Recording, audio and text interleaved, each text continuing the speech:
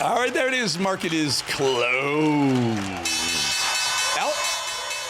There you go. InBev, Anheuser-Busch, basically. InBev right there, folks. Ringing the bell at the New York Stock Exchange. Broad and Wall, New York, 4 o'clock close. We're open for business. Check it out, though. Tough day. 540 points lower on the day. Now, I will tell you what happened. This morning, it was a little bit lower. Amazon had reported earnings last night. I told you it was going to be a very, very busy end of the week. Amazon reported earnings. They were better than I expected, but they had forward guidance saying things were going to look tough going forward. So Amazon stock started to tick down all night into the morning. It was a little lower. And then at 8:30, we got a jobs number, and the jobs number was weaker than expected. Okay, so then the market opened at 9:30, and it tanked. It was down almost 800 points at one point. Bounced back a little bit. Dow ended up 550 lower. NASDAQ ended up 472. That is a big NASDAQ move. I'll tell you some of the bigger stocks real quick. Apple down. Apple was up $5 a share after they had good earnings last night. I was up $5 a share yesterday. Down 5 today. That's a big move there. Google down. Amazon down $19 a share. Tesla had a tough day also. Tesla down, ended up down 302, down $6, but it's been getting slammed. It's really, really rough day in the markets. A lot of people are waiting to see what's going to happen with China, and tariffs, because Trump said we're going to hold off on penalizing China till August 12th. But today was the day tariffs kicked in, and you saw the tariffs and a weaker jobs number cause a lot of turmoil in the stock market. All right, let's bring in our next guest, the award-winning, one of the best journalists ever step foot on this planet. I've said it time and time again. Really good to have her back. She has her own podcast called Going Rogue with Lara Logan. Lara, really happy to have you back on the show. We talk a little Obama. Before we jump in there, let's take a listen to President Trump, what he had to say about what we now know was, I would call it almost conspiracy, maybe even racketeering. Let's take a listen to Trump. The witch hunt that you should be talking about is they caught President Obama absolutely cold, Tulsi Gabbard. What they did to this country in 2016, starting in 2016, but going up all the way going up to 2020 of the election. They tried to rig the election, and they got caught. And there should be very severe consequences for that. After what they did to me, and whether it's right or wrong, it's time to go after people. Obama's been caught directly. So people say, oh, a group. It's not a group. It's Obama. His orders are on the paper. The papers are signed. The papers came right out of their office. They sent everything to be highly classified. Well, the highly classified's been released. And what they did in 2016 and in 2020 is very criminal. It's criminal at the highest level. So, Lara, do you think we're going to see a perp walk? I mean, the American people deserve and want to see a perp walk somewhere, somehow, someone. Well, it's a very good question. And you know what I can tell you, Eric, is if there isn't a perp walk, if there isn't accountability, like real accountability, then we're in big trouble. Because the people that were responsible for the seditious conspiracy, that was Russia collusion, the ones who were trying to take Trump out before the 2016 election even happened, right? They're the same people that were behind derailing his presidency, the drip, drip, drip of information, the fake information about, oh my goodness, the meeting at Trump Tower, and then it was the servers, the banking servers, and then it was this, and then it was General Flynn, then it was Carter Page, and people forget this cost the American taxpayer millions and millions of dollars. It derailed the agenda of the president. It put innocent Americans, in the crosshairs of the justice system, and some of them behind bars. It destroyed people, destroyed their lives, but it was the same people that then went on, when they weren't held accountable for that, they continued with the fake Ukraine impeachment trial, pulling out, the ridiculous Caramella, the so-called whistleblower, and all those corrupt people within the CIA, within Congress, within the FBI, and so on, the Peter Strzokes and, whatever his Lisa Page, right? All these people, Comey and so on, McCabe, these are, chief law enforcement officers whose job is they're under a legal obligation to protect the American people and to defend the American people. And instead, instead, they targeted innocent American citizens. And you can't allow this to continue, because the same people then went on to steal the 2020 election. They orchestrated the January 6th cover-up. I mean, they're not stopping. Then they went after Trump with, completely illegal prosecutions. And you have to wonder if there was ever a bigger picture here. Did President Donald Trump fall on his sword and allow himself to be dragged through all of this to set the stage, set the trap for President Obama? Because now, although Obama, of course, can claim presidential immunity, he also has set the precedent for the accountability for a president of the United States. And certainly if he claims presidential immunity, he's not able to claim the Fifth Amendment, right? Now he's under an obligation to tell the truth because he's not going to be prosecuted. So it will be very interesting. Obama obviously was a key figure, but so was John Brennan. There are others. The James Clappers of these world, they're not protected by presidential immunity. Susan Rice, all of these people that had a lot to say about Trump, knowing that every single word, Hillary Clinton, every single word that they uttered, they already knew was 100% false. This was a seditious conspiracy to overthrow the government of the United States of America. And let's not forget, Donald Trump said a long time ago, "I'm just standing in the way. They're really after you." And that is probably one of the most important things that he has ever said, because it's true. Who did Hillary Clinton? She put a target on the back of all the Americans they were going to get rid of during the 2016 election campaign when she made her speech about deplorables. Remember that? I'm going to go after all the xenophobes and Islamophobes and homophobes and misogynists. Yeah, they were already making lists of the people that they were going to go after and bring in line. I talked to a doctor at the time who had a very good friend inside the Clinton campaign, and he was advising them on health policy. And he told me, this woman said to him, "Listen, what's the name of your wife and children? I'll make sure they get you off the list." And he said, "What list is that?" And she was kind of coy about it. And she said, "Just trust me, you don't want to be on that list." So, that was the first indication that I have that they had lists. You think they don't have lists of journalists and, people who won't submit, people who spoke the truth, who didn't care about the cost? They're going to come after each and every single one of us, not for justice, not for accountability, but for a campaign of terror to intimidate and silence us. Get out of their way. So that they can push forward with an anti-American, anti-human, anti-freedom agenda. When we question what they do, we're in their way. They want to get us out of the way. One of the ways to do it. I mean, look what happens. January 6th, those folks get thrown behind bars. They to waste for years. Steve Bannon goes to jail. Pete Navarro goes to jail. They drag Trump through lawfare for 4 years. Meanwhile, you have James Comey, who was running the FBI when Strzok and Page were saying, "We're going to take President Trump down." You have John Brennan running the CIA. You have Clapper running the NSA saying, "No, we're not spying on Americans without a warrant." And they were. He lied in front of Congress. And they it goes lied on under and oath. on. Why isn't one of these folks being prosecuted severely right now, the way they did to Bannon, the way they did to Trump, the way they did to Morrow and the January 6ers? Why in the hell is it not happening? Well, probably because this is much bigger, right? I mean, because when they went after the January 6ers, you had a corrupt Justice Department. You had corrupt members of Congress on both sides of the aisle.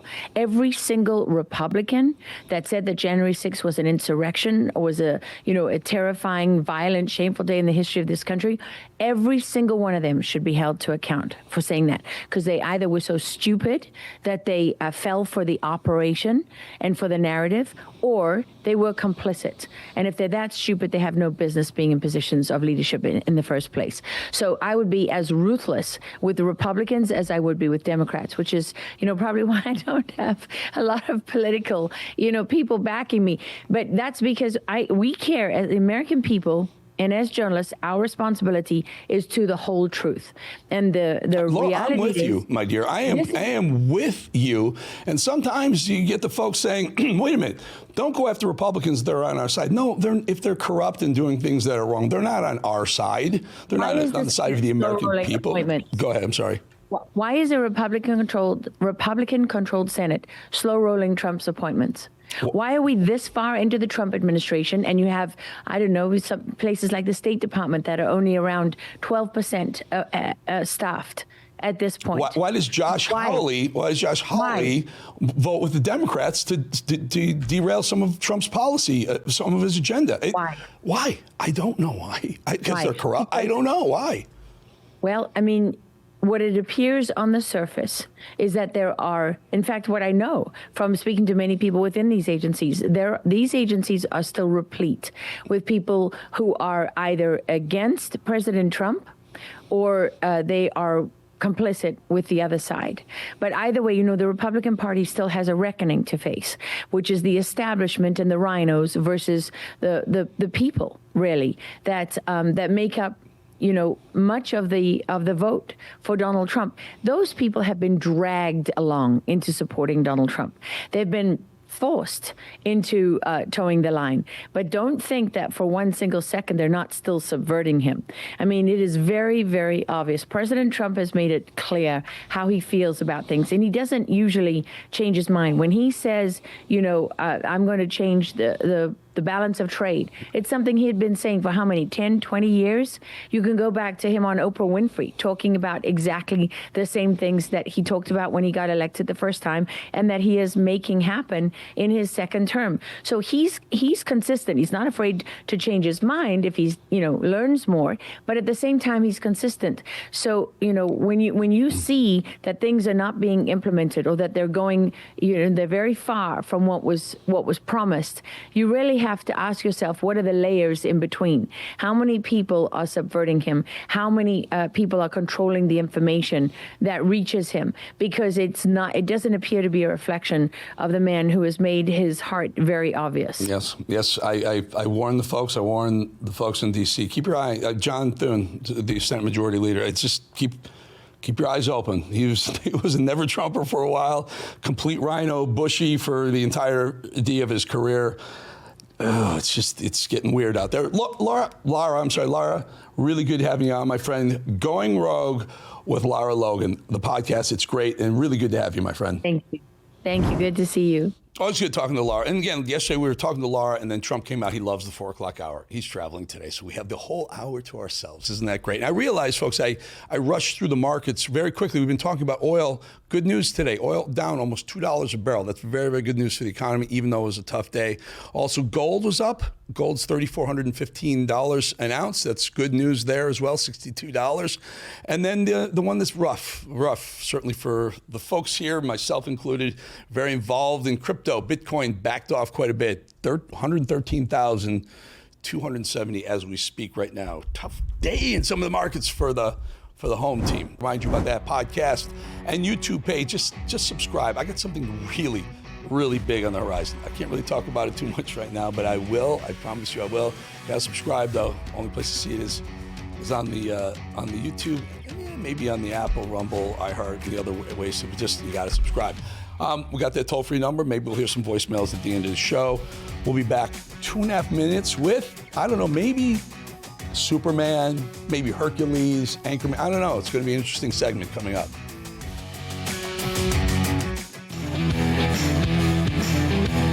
So what happens when Superman and Hercules join forces? Well, they create a film that blends mercy, redemption, and the great game of golf. Happy to have Dean Cain and Kevin Sorbo join us together, folks. The Holy One is a perfect name for a film that blends golf and faith.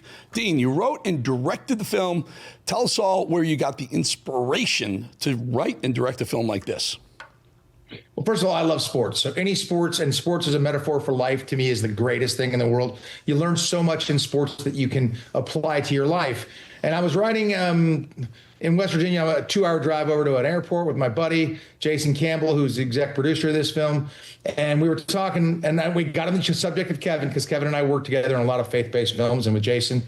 And we were just talking about his golf game and how good a golfer Kevin is. And we started coming up with this idea, and we did come up with this idea, this story of redemption, where a man is in a horrible position, and It's a Wonderful Life is one of my favorite movies. So we took some inspiration from that as well. And it's a redemption story of a guy who hits rock bottom and then turns it around by living a good, godly, moral life. And and the results are incredible. And the results, I guess that man is no one other than our own Kevin Sorbo here. Kevin, you played the lead here. Tell us about acting that part.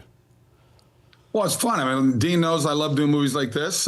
We both have done a number of movies together, like you mentioned earlier, and I've been kind of doing the faith-based world. I hate calling them faith-based. I call them family-friendly, because I say if you're an atheist, pretty strong faith to believe in nothing. So I kind of put them all just more of a family-friendly one. Things opposite of Hollywood. You know, Hollywood used to do movies like this. So I love it. It's a great story. It's got definitely a touch of It's a Wonderful Life to it. And there's nothing wrong with that, having it in there. And you mix it with golf, which is one of my favorite games. I've been playing the game since I was 10 years old.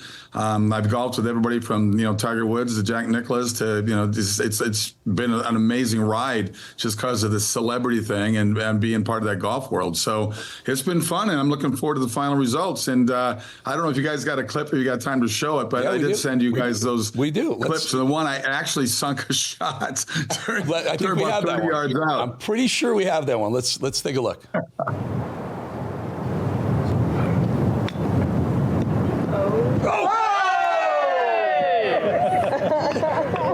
Wow. Good work. Everyone that's ever watched Happy Gilmore, any golf or even sports movie, how many takes did that take for that one? One take. It was a God thing. 4 tries. We did on a 200-yard par 3, and I had 4 shots. And 2 of them were great shots on the green. The third one just a little right of the green. On the 4th one, it actually came within 3 feet of the hole. Wow. It's not one of those Trump caddy things or Secret Service things where they drop them. That's not one of those, right? No, there's no CGI there. No CGI. Guys, let me start with you, Dean. Your son got involved. Family affair for you as well. And Kevin, we'll get to you in a second. But tell us about working with family. Well, see, family to me is everything. I grew up working on sets with my father, who's a director of Young Guns. That was then, this is now, The Principal, Pure Country. So I'm always on set, and I want my son to be on set with me. So trying to find where he's interested. We did a lot of work in prep together. He's not as much on set. He loves post more than that. So we talk about all the things that are going on. I get to co-direct with my son, which makes me unbelievably happy, and he's there. He's in and out, but he's there, and going to work doesn't feel like I've left my family. So it's wonderful. His girlfriend is doing the EPK stuff, and he's doing EPK stuff, and which is behind the scenes interviews and such for those who don't know. And it's just wonderful going to work with your kid. I mean, if you love your kid, and I happen to love my kid, then it's just such a fantastic thing, and you get to share things together. Because oftentimes when you're on set, you feel like you're an alien to the rest of the world. You can't go anywhere. You can't do anything. Like we held Kevin hostage for 4 hours yesterday while we had to shoot something else, and he was going stir crazy. Kevin, we know Sam. Sam was on the show last week. You've worked with Sam for quite a while. Tell us what it's like to work with a significant other. It's great. I mean, I've done not only Sam through the years, but I also done it with my sons as well. Braden and Shane have been in a number of movies as well. And Sam and I produce a number of movies. We got another one down the road. We're probably going to co-produce together. I'll be directing. We'll butt heads, but it's always in a creative way. And so we'll, we each kind of bring something different to it. And I think it's important to have that. Like, as Dean said, it's great to sit there and work with family and friends. You look at the history of Clint Eastwood, he books the same people all the time as far as his crew is concerned. I mean, he knows what these guys are capable of, and they all know what he wants. So it's really good to work in a comfortable situation. So it's we're going to keep on doing it. There's no slowing down. SorboStudios.com. Yeah, a little behind the scenes here at Real America's Voice. Sig's founded Real America's Voice. Rob Sig and his son, they worked together, and they worked famously together. Just a great. It's so heartwarming to watch the two of them to work together. I'm fun. It's fun watching them work. I want to ask both of you guys. I think to a certain extent, both of you have experienced sort of cancel culture, Hollywood pushing back, maybe because you're conservative, or maybe because you're family-based, faith-based. Let's start with you, Kevin. Tell us about the cancel culture you've experienced, and is it going away now? I think we reached a tipping point, which is a good thing. But certainly, I think I'm the ground zero in terms of cancel culture. My manager and agent brought me in about a dozen years ago and said the studios don't want to work with me anymore because being conservative. And I just had to laugh. I just find the whole Democrat Party as a whole, but certainly within Hollywood and certainly within Washington, D.C., they're little crybabies. They're like seventh grade mean girls. And it just cracks me up that they have that kind of hate and anger just because they have a different point of view. It was never that way back in the 80s and 90s. Yeah, people go, oh, you would do this, you that. They give it a little hard time. But now it's just hate. And it's just like amazing. They want to destroy you. But as I've always said, these are amazingly perfect people. They must be. They have done no sin. They've done nothing wrong. And they, we should follow their example. I want to do a documentary on Antifa and people like that because they're just wonderful human beings. That was sarcasm. Yeah, we got that. We picked that up. Dean, how about you? I'm sorry, I didn't hear that question. Well, you just tell us about did you experience sort of cancel or Hollywood blacklisting because of your conservative leaning politically and or your faith/family style that you like to do content in? Yeah, of course. But, Hollywood's not the kind of place where they tell you to your face, hey, we're not going to hire you. I mean, the fact that his manager and agent talked about that and we're honest about it is rare. Usually they get, they're going to go in a different direction, or you couldn't get in on that, or this. I mean, and so it's not so in your face. They rarely have the temerity to do it and tell you this is the reason why, which of course I think is incredibly wrong. I would never. I think Rob Reiner's a great director. I don't like his politics. I think Robert De Niro is a fantastic actor. I don't like his politics. I would work with both. I would work with both as long as they didn't bring the politics into the work. And I don't. I love making these kinds of movies. They love to poke fun at these kinds of movies. When Kevin starred in and produced God's Not Dead, and he called me up and asked me to come do that, that was a changing point there because that made so much money and did so well. Every single studio now has a faith and family friendly division, and I think it's wonderful. And I think a film like Holy One, which by the way, Kevin is. I mean, I always knew he was a good actor. It was he and I for Superman, but I ended up with the job.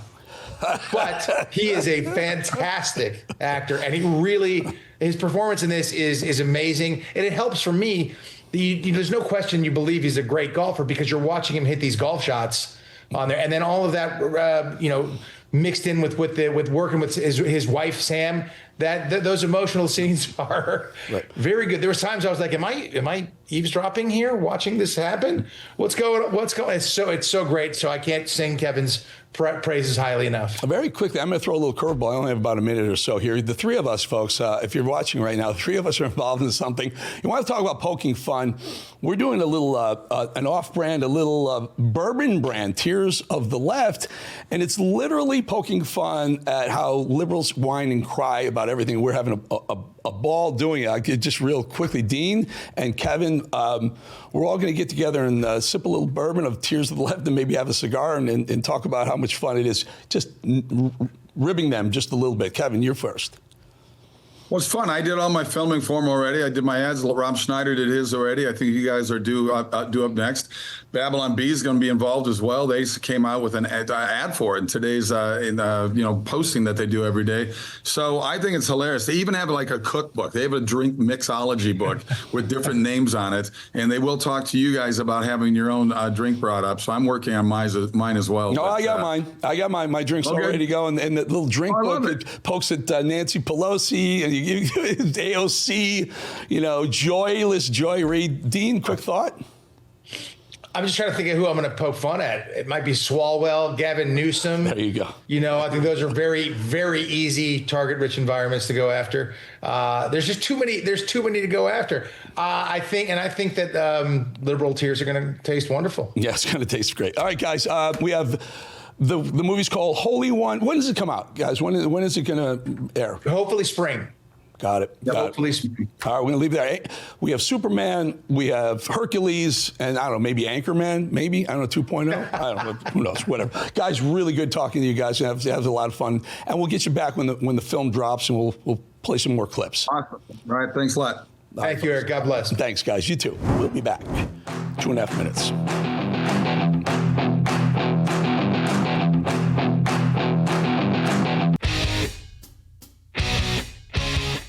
So, Velshi, is this you? Those of us who see Donald Trump as a threat to democracy agree that he must be defeated in November. From trying to overturn the last election he lost to promising to use the force of law to exact revenge on his enemies if he returns to power, to the 900-plus page playbook known as Project 2025, which lays out a detailed plan for seizing and consolidating power, the danger is clear and present. But we seem to have lost sight of all of this in the last 9 days for some valid reasons. Since President Joe Biden's performance in the first presidential debate, there's been much debate among the punditry about his competency to run, along with justified anger toward the team that surrounds him. But without dismissing the legitimacy... Well, that was just MSNBC's Ali Velshi touting the deep state propaganda lines about President Trump a year ago. You see, it doesn't matter to Ali Velshi that Joe Biden was senile, losing his mind, and still running the country. And by the way, the world, most powerful man in the world, sits in the presidency. It doesn't matter to Ali Velshi and his comrades over at MSNBC that Joe Biden was barely functioning. His marching orders were clear: paint Donald Trump as a threat to democracy while ignoring the actual threat to democracy. And now Ali Velshi thinks he's a journalist after years of being a card-carrying member of the state television propagandists. Somebody asked him about his mood. Somebody asked him about golfing. It's like, why? I'm sorry for journalism. I apologize for journalism for some of the questions that were going on. It was appalling. Yeah, it was. Tim, I know you followed him. You've followed him for a long time, and we've gone through one Trump administration, and there's always been a lot of crazy at these press conferences. This was rambly to the degree that if anybody, including Joe Biden, anybody held a press conference like this anywhere in the world, they'd be under pressure to resign within an hour because there's a cognitive issue going on. Don't you dare apologize for journalism, Ali Velshi. Ali, you wouldn't know journalism if it smacked you right in the face. Oh. We've got the receipts. A lot of these so-called journalists sure do pick up some pretty opportune moments to decide to be journalistic. Ali Velshi watched President Trump's press conference with Ursula von der Leyen after he struck a trade deal with the European Union, and, well, he just couldn't even take it. Ali Velshi, in all of his communistic eloquence, ladies and gentlemen, behold. Thank you very much. Thank you. Wow. I'm not going to say any more words until my executive producer puts on the banner next to me. That was bat poop crazy. Just not gonna. For 4 years, every single good little state television communist did everything in their power to sidestep and avoid any kind of journalism during the worst presidency in this country's history. And this was maybe one of the lowest points in Velshi's career in so-called journalism. I'm using air quotes there. Standing there, streets on fire during the George Floyd protests, riots, burning down stuff in 2020. And Velshi decided to abandon reality and assume that people watching didn't have eyes, ears, or minds to absorb this truth. I want to be clear in how I characterize this. This is mostly a protest. It is not, generally speaking, unruly. But fires have been started, and there's a crowd that... Nope. Not at all unruly, he says. Mostly peaceful, totally respectful. Ali Velshi got shot in the leg with a rubber bullet that day. That's what we're dealing with here. Mostly peaceful, but zero trust. What you see is not what you see. What you hear is not actually what you're hearing. Like this moment just before the Biden-Trump debate last year, Biden's fine, folks, nothing to see here. It's Trump we need to worry about. This really didn't age well. Now, that last point is particularly notable. Trump's campaign has repeatedly and often unfairly used selectively edited clips to portray Biden as old and feeble-minded, but Trump is often prone to gaffes as well. Or how about defending Joe Biden's disastrous economy? Just when you think Ali Velshi couldn't go any lower, Ali Velshi himself abandons facts, numbers, and reality in order to defend Bidenomics. There just isn't enough journalistic lower than this. The disconnect between how people feel about the economy and what the numbers and the data actually demonstrate is a real head scratcher here. And it is willful ignorance on the part of voters who actually earn money and have retirement accounts and buy gas and buy food and continue to believe that Biden's economy is doing badly, even though, well, I can't use the words on television, but the initials are BS. The economy is doing well and much better than expected. Those are just the facts. BS should be Ali Velshi's initials. What you see is not what you see, folks. What you hear is not what you hear. And that empty wallet, thanks to Joe Biden's massive inflation, well, that wasn't real either. That's what Ali Velshi calls journalism. Side note, when Ali Velshi isn't busy defending America's worst president for no reason or hammering leftist propaganda against the current president as he tries to fix what Joe Biden broke, Ali Velshi also likes to defend terrorist organizations in his free time. So whatever you think of Hamas, history suggests that they don't exaggerate the number of casualties that result from their conflicts with Israel. No, of course not. Hamas, perfectly stand-up guys who always tell the truth. No propaganda there whatsoever, says a fellow propagandist who actively took part in one of the biggest political cover-ups in our nation's history. Want more propaganda? Velshi has plenty to offer. Here's another one about to cut to government's waste with a little race baiting thrown in because, after all, why not? It's MSNBC, after all. The federal workforce is the largest employer in the nation, and federal data shows that black Americans who have historically found greater equity in the public sector compared to the private sector will disproportionately bear the brunt of Trump's effort to gut the federal workforce. Just pure garbage, just pure propaganda. Always part of the leftist machine's playbook. Label every single Trump policy as racist and stoke division. These people have zero trust from Americans, and there's a reason. The ratings have tanked and continue to tank because they lie to them. They lie to their audience. They abandoned any sliver of journalism years and years ago. And now Ali Velshi suddenly thinks being a journalist is to ask the president about golfing. They've got nothing. President Trump is delivering on every single promise. The lies are always the only thing the left has. And Ali Velshi, he's the chief liar amongst them. Back in 2.5 minutes.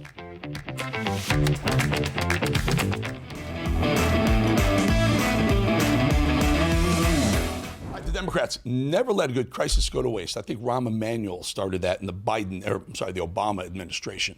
Leave it to Kathy Hochul, governor of New York, to politicize the tragic Midtown shooting almost immediately. Bodies still warm. Listen. But Governor, even when Joe Biden was president and Democrats controlled Congress, your party did not pass a ban on semi-automatic rifles, even in the wake of really horrific mass shootings like this one. So what makes you think that anything would be different now? And do you fault your own party for not acting on this when you were in charge? I'm looking for political courage. I'm looking for people to stand up for the people of this nation and say enough is enough.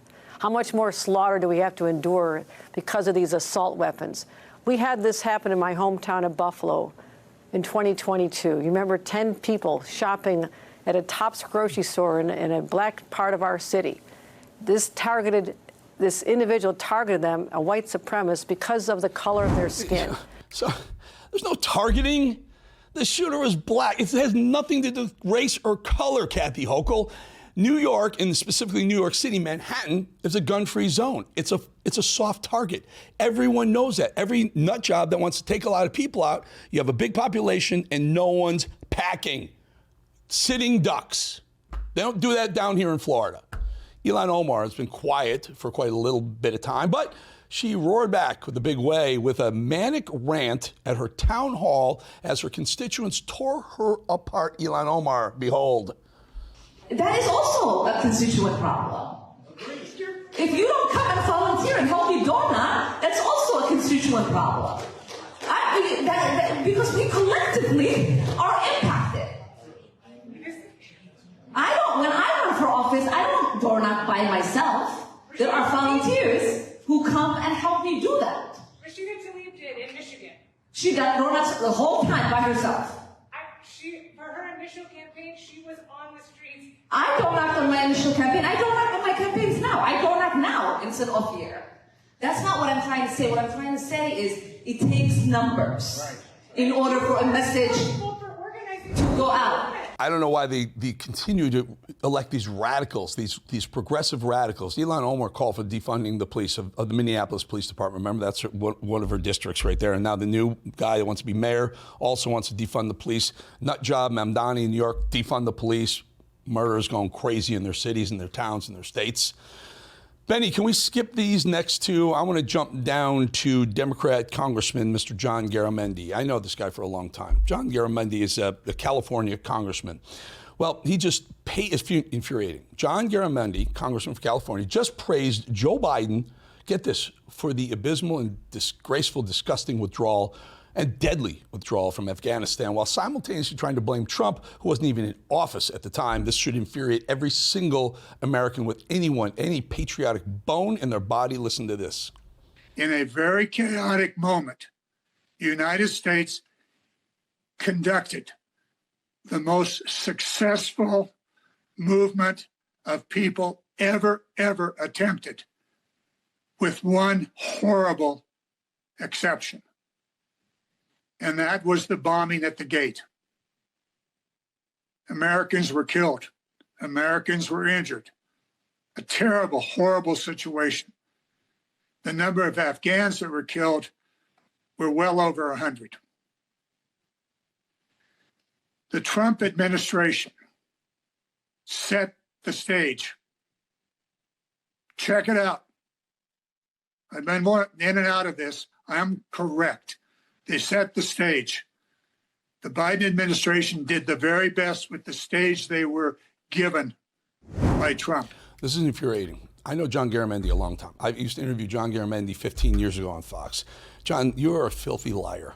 You are an absolute liar. How dare you blame Trump for what Joe Biden did in Afghanistan? 13 American soldiers, men and women, died that day.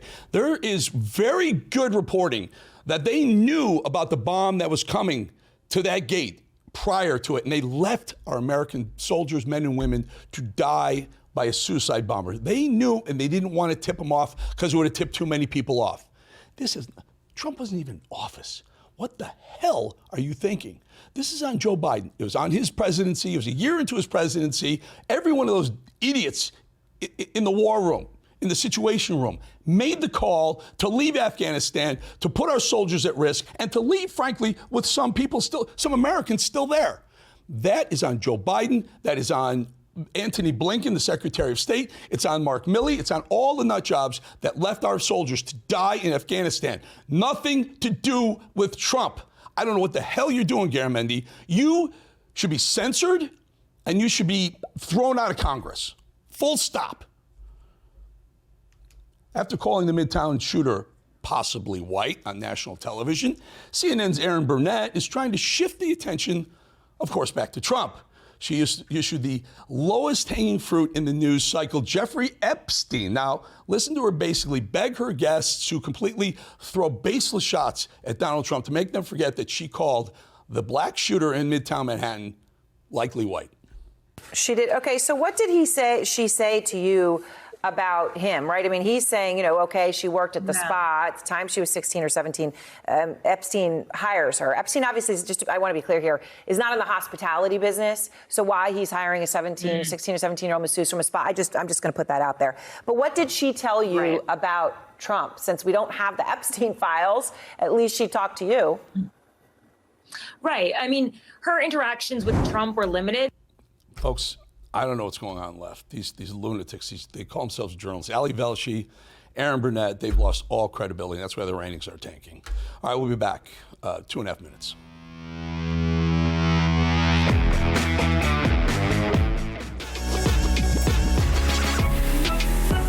All right, folks, we're taking a look at Trump departure, going to Bedminster for the weekend. Benny, do we have Mr. Stephen K. Bannon, or do we have voicemails? I believe we do. Well, let's see if we got Mr. Bannon. Ground control to Major Steve. Can you hear me? Can you hear me? As I think it was David Bowie once said. Commander Bolling at the mothership. I hear you loud and clear. Over. I'm the astronaut. You're the brains of the. You're like, I don't know. You're in the control room. No, tell me which buttons to press to get to the Mars or something the political Mars. You're Major Eric. You're Major Eric, and this is ground control. How you doing? So can we talk a little bit about what? Wow, what a day. What a day. Last night, Amazon reports better than expected earnings, but they warned going forward, saying there's some issues that they're concerned about. Amazon starts to move down. Things started to look a little bit better. This jobs report came out, and it said that it was much weaker than they expected. To note, Trump said he wants the people who are involved in compiling the jobs, the Bureau of Labor Statistics. He wants them tossed because he thinks they were, they're cooking the books. And by the way, when you think about Jerome Powell, who lowered interest rates aggressively into the election, which would only help the incumbent, Joe Biden, and then raised them aggressively going into Trump's term and then refuses to move them down. I will agree with you on this, Steve, that rates should be substantially lower. America would be much better off financially if they were. Now, my question to you is, okay, a lot going on in the markets. Why in the heck? I just want to know, why are we futzing around with Russia and Ukraine? I really am very upset about this. Medvedev, or whatever his name is, the president who really doesn't have any power, has been sending out some tweets challenging President Trump on some of the stuff President Trump's been saying. And we forward deployed, I think, today two nuclear boomer submarines, ballistic missile submarines, the ones that launch the hot ones, not fast attacks there to guard the carriers, but actually, this is our offensive capability for nuclear weapons. We set those. President Trump has forward deployed those, as he said, off the coast of Russia. So I think that's a major escalation. On the same day, Eric, they had a fistfight, I think, in the Ukrainian parliament because the people of Ukraine are adamant about keeping this corruption bureau that Zelensky doesn't want. So Zelensky's thugs, they kind of got into it. I 100% agree with you. With everything we've got going on, and now we have to figure out the situation with AI because we don't want to have the economy growing like crazy and great jobs not coming with it. So we have a ton of issues here. President Trump's got so much on his plate, and to add this, I think is just I think it's adding too much, and it's a distraction now. Yeah, and just so you know, the market tanked early on because of the jobs report and some of the things that were going on.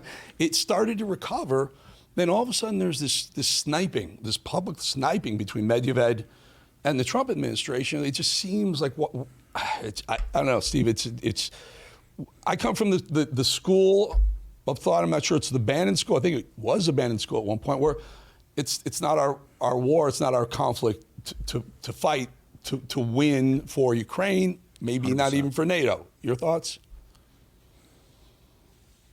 Well, President Trump's 100%, and President Trump reiterated it in his tweet that he said he was forward positioning the two ballistic missile submarines. He said this is Biden's war. It never started. He talked about the casualty list, everything like that. The president should understand. We 1,000% agree. It's not his war.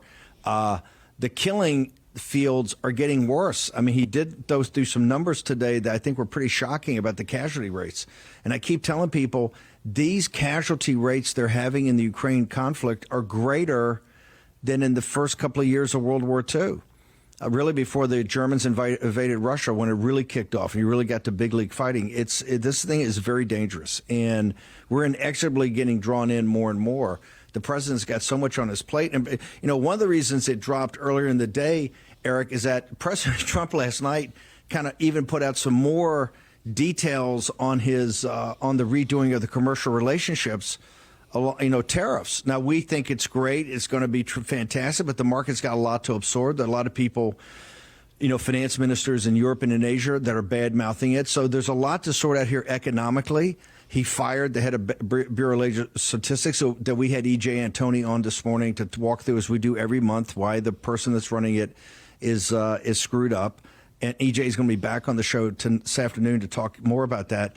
But President Trump's got a full plate, and this Ukraine situation is beyond volatile. For a second, I think I've been watching this. Sure. Obviously, I came from Wall Street first, and then 12 years in Wall Street, 12 years at Fox News. I followed the Bureau of Labor Statistics. I am sure they cooked the books. I am positive they've cooked the books politically for the entirety of 30 years I've been doing either Wall Street or television, because they'll put out a number and it'll be oh wow, that's really strange, market will react. And then the next 2 months, they'll correct the number that they put out, and no one ever talks about it. It's like a quiet little, let's slide 40 or 50 or 100,000 jobs either created or lost in the last month or 2 months ago. And everyone's like, oh, yeah, it's now. That was 2 months ago. It's a trick that they use. And I'm if the FBI can be cooked, can be turned, the Bureau of Labor Statistics could be turned much easier. Eric, you nailed it. And this was acceptable I think, in Biden, because they would always go back and have, they give you a phony number and then do a downward tick.